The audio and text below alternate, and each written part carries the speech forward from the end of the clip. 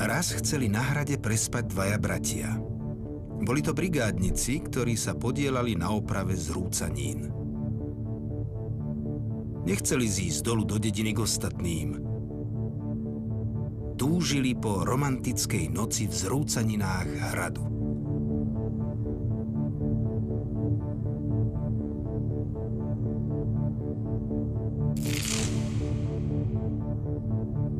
Po namáhavom dni si otvorili fľašu vína a rozprávali sa.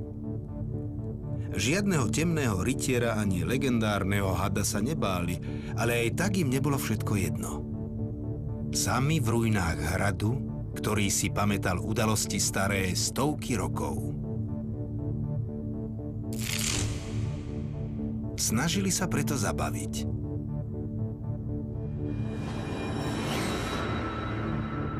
Nakoniec ich ale únava predsa len premohla a uložili sa spať. Všade bolo ticho. Bratia spali pokojným spánkom. Okolo polnoci sa mladší z bratov prebudil. Čo si ho vystrašilo? Ako by niečo spadlo z hradieb do rokliny. Vtedy ale zrazu začul ďalší zvuk. Detský smiech. Ozýval sa v ruinách. Vystrašil ho. Zobudil staršieho brata a začali to dieťa hľadať.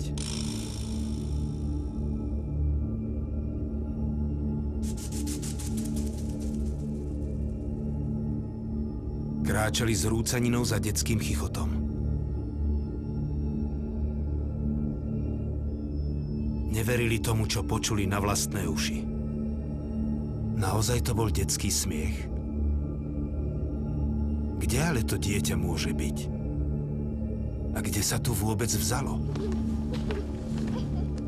Otočili sa, ale za nimi bola iba tma a ruiny hradieb. A vtedy ho uvideli. Malé dievčatko v šatách s rozpustenými vlasmi. Bolo bledé ako mŕtvola. Dievčatko videli iba chvíľu a hneď zmizlo. Potom už začuli, ako kamene padajú do rokliny pod hradom. Všetko sa im to muselo len zdať. Nič tu predsa nie je, nahovárali si.